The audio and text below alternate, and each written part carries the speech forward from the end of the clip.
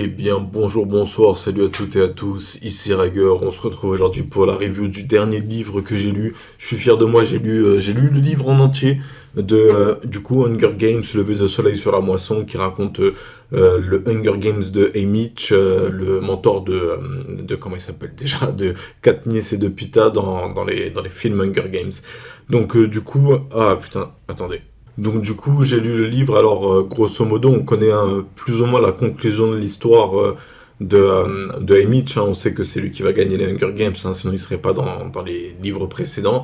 C'est un peu ça qui est un peu dommage avec le livre, c'est qu'on connaît la conclusion plus ou moins de l'histoire, mais en réalité, je trouve que Suzanne Collins, elle arrive à surprendre, malgré le fait qu'on soit déjà au courant de quasiment quelques informations. Ensuite, moi, j'avais pas en tête, j'ai Hunger Games, j'ai regardé les films, puis j'ai lu des livres. En fait, j'ai regardé les deux premiers films, qui ça m'a donné envie de lire la suite. Donc, j'ai lu le troisième livre. Ensuite, j'ai lu le premier et le deuxième. Ensuite, j'ai regardé les deux films qui étaient sortis sur la Rébellion. Ensuite, j'ai regardé le film La Balade du serpent, patati patata. Une amie m'a donné le livre, justement, merci à elle.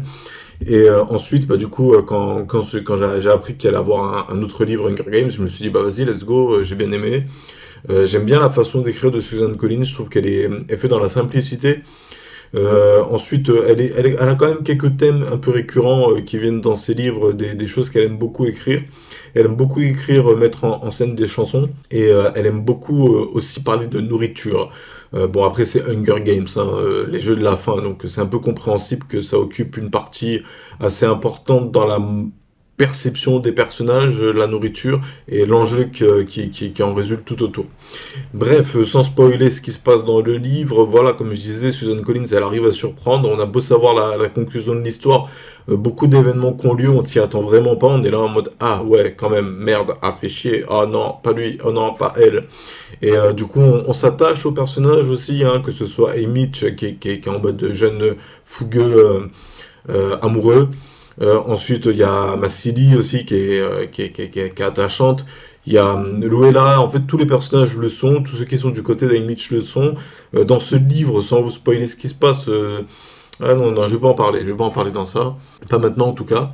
Et du coup, ouais, moi j'ai été très satisfait de ce livre. Je peux vous lire la préface, hein, le truc qu'il y a derrière. À l'aube des 50e Hunger Games, la peur s'empare des districts de Panem. Cette année, en l'honneur des Jeux de l'expiation, le nombre des tribus arrachées à leurs familles pour participer à ces jeux cruels sera doublé. Dans le district 12, Amy Shabernati tente de ne pas trop penser au terrible tirage au sort. Il est concentré sur sa survie et sur la survie de celle qu'il aime. Quand le destin le désigne comme tribu, son monde s'écroule. Alors que les jeux sont sur le point de commencer, Amish comprend que les épreuves sont truquées et qu'il n'a aucune chance. Pourtant, quelque chose en lui le pousse à se battre. Pour que ce combat dépasse les frontières de la reine mortelle. Voilà, donc du coup, bon, je trouve que la préface, elle est pas trop fidèle à ce qui se passe dans le livre. C'est pas vraiment ça qui est important dans le livre. C'est vraiment ce qui est important, c'est le lien entre les personnages qui se crée malgré le fait il y aura qu'un seul vainqueur. C'est beaucoup sur les liens, sur l'amitié, sur l'amour, sur prendre soin de ceux qu'on aime, protéger les autres. Voilà, donc du coup. Bref, ouais, j'ai beaucoup aimé ce livre et je pense qu'il est temps que je passe à la partie spoil, hein, parce que jusqu'ici c'était la partie sans spoil pour ceux qui veulent lire le livre ou qui veulent voir le film. À partir de maintenant, on va parler des événements qui ont eu lieu dans le livre, dont je me souviens parce que j'ai pas noté et j'aurais dû noter et du coup je le ferai pour les prochains livres que je lirai. Donc première chose, moi qui m'a surpris quand je disais que Susan Collins arrivait à surprendre, c'est Luella. Je m'attendais pas non seulement à ce qu'elle meure durant la parade des tribus, mais je m'attendais pas non plus à ce qu'elle soit remplacée par une autre personne, une autre jeune fille qui vient d'un district on pensait au 11, mais au final on ne sait pas de quel district venait cette fille, hein, ça nous a jamais été confirmé. Et donc du coup, j'avoue que en fait, quand le livre commence, je suis là, je dis les aventures d'Haymitch, et je suis là en mode ouais, bon, de toute façon, il va participer au Hunger Games, hein, donc du coup, je sais que ça va être lui la cible. Et en réalité, première surprise, c'est que Haymitch n'est pas la personne qui a été piochée pour les Hunger Games. En fait, la personne qui a été piochée pour les Hunger Games, il y en a eu deux du coup des garçons. Le premier, il a accepté son destin. Le deuxième, il a préféré se battre et essayer de s'enfuir. Il s'est fait abattre. Et du coup, les pacificateurs, ils ont commencé à faire leur petit bordel. Et il y a la copine d'Haymitch, Lénore Dove, que moi jusqu'à la fin du livre je l'appelais Léonore Dove. Elle essaie de calmer des choses, et Amy, tu vois qu'elle se tire des problèmes, donc il va en mode non, mais laissez-la tranquille, elle a rien fait de mal. Il se fait assommer, il se fait taser, et il se fait désigner comme ça parce que vas-y, on n'a plus le temps, il faut un autre gars qui participe, on effacera ça au montage. Et donc, du coup, Amy est désigné vraiment par le coup du sort. Ensuite, comme je disais, ouais, deuxième surprise, la mort de Louella. Donc, moi, je m'y attendais vraiment pas. J'aurais pensé à une fin tragique dans l'arène. Même si bah, toutes les fins sont tragiques dans l'arène, hein, pour finir. Ensuite, autre surprise, mais ça m'a un peu déçu, c'est la mort de Wyatt. Wyatt qui était le fils du bookie, c'est-à-dire celui qui faisait les paris et qui avait toutes les côtes en tête, tout ça. J'aurais bien aimé le voir à l'œuvre dans l'arène, en mode ouais, là maintenant il nous reste tel pourcent de chance de gagner, là maintenant il nous reste tel pourcent de chance de survie. Si on fait ça, on aura tel pourcent de chance d'y arriver. Je pense que ça aurait pu être intéressant, mais en même temps, peut-être que c'était quelque chose que maîtrisait pas l'autrice. Donc du coup, elle a préféré éviter de trop en faire avec ce personnage, même s'il était assez stylé avec sa pièce et tout. Moi, je trouvais qu'il respirait la classe. Ensuite, il y a le plan Betty. Donc du coup, Betty qui est dans le Hunger Games 2, le mec qui a électrocuté tous ses concurrents pour gagner ces Hunger Games. Et donc du coup, il y a son plan, donc Emmett est embarqué dans une sorte de mission de rebelle, il faut détruire la reine, tu peux faire ci pour détruire la reine, tu peux faire ça, il y a tout un plan qui est mis en place. J'ai trouvé cet aspect du livre super intéressant, parce que du coup, on aurait pu s'attendre à juste des jeux classiques avec Emmett qui essaie de survivre et qui essaie de protéger ses proches, et patati et patata, il n'y arrive pas. Au final, c'est ce qui se passe, hein, il essaie quand même de protéger ses proches, mais en fait, c'est juste que le Capitole a décidé déjà du sort, en fait, hein. Même si j'étais un peu étonné que Amy soit pas mort au cours des jeux, parce que voilà, Snow il est là en mode ouais, je vais te tuer, et finalement il lui laisse beaucoup de marge de liberté. Alors peut-être que ça a arrangé Snow, tu vois, c'est au final parce qu'il faisait du spectacle en fait, parce que Amy il joue vraiment bien le jeu.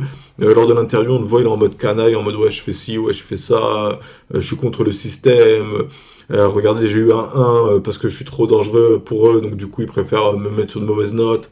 Et là, en fait, il a respiré la classe. D'autres scènes assez stylées, c'est-à-dire avec le designer là, qui accro au crapaud, qui est jamais présent, et donc du coup l'intervention de Effie qui sauve la mise et tout, avec les belles tenues pour les interviews et le passage devant César. Moi, dans Hunger Games, j'aimais beaucoup les scènes avec César, ce petit côté spectacle en mode ouais, je vais me battre dans l'arène, mais je suis en mode cool.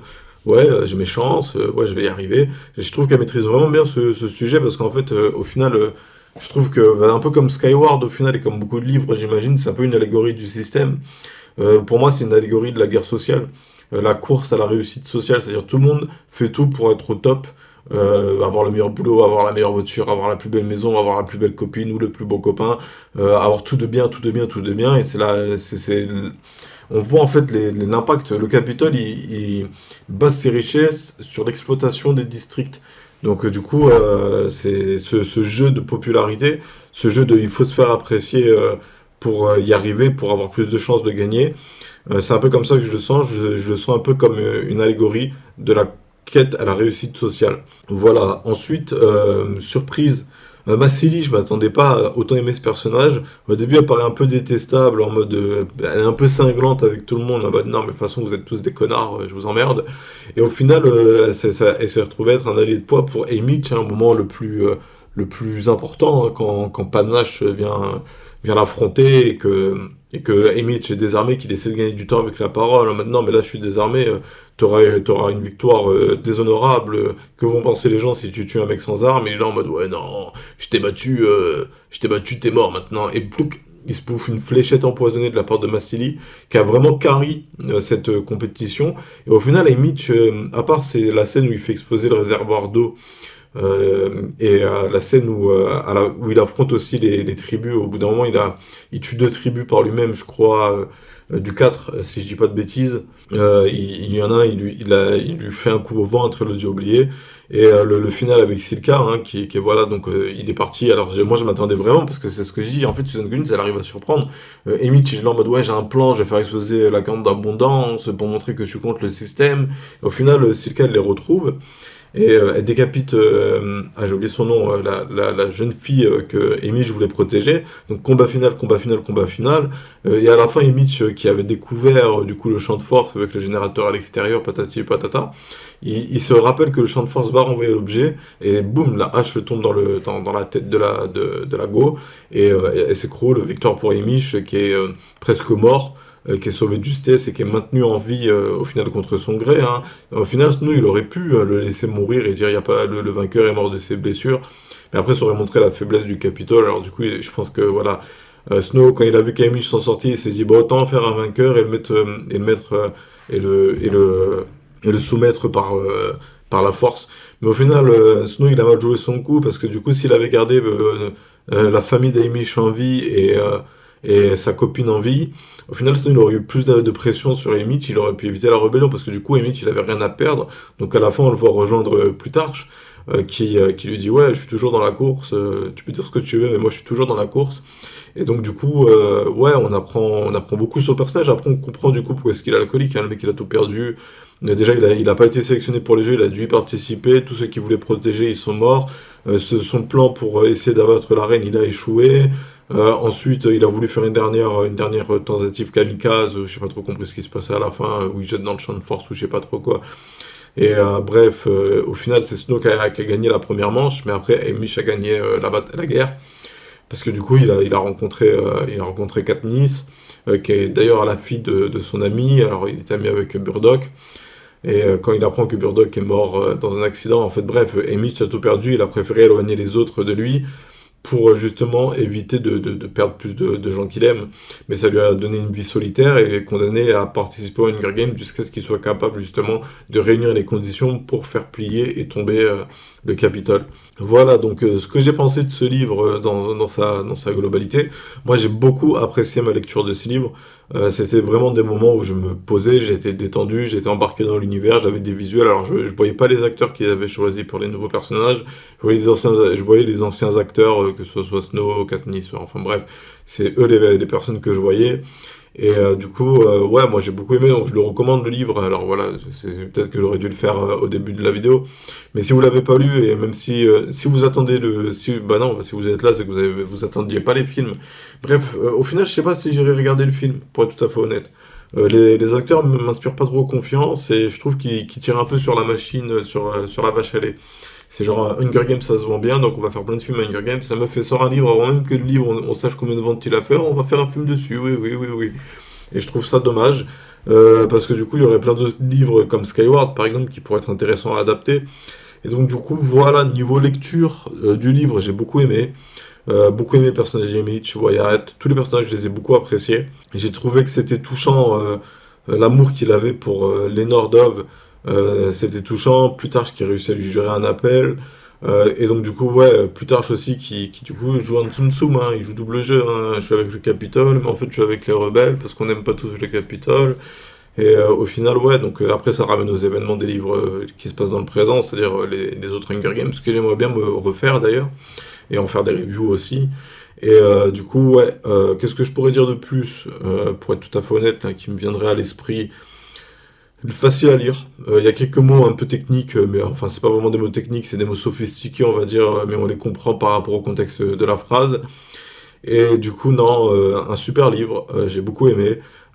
Après, mon préféré parmi les Hunger Games, je sais pas. Moi, j'aime bien le 2. J'aime bien le 2 parce que c'est là où un peu tous les enjeux commencent à prendre forme et toutes les ambitions des personnages commencent à naître. Le 3 et le troisième livre, j'ai été un peu déçu pour être honnête du dessin de certains personnages et de la conclusion de l'histoire.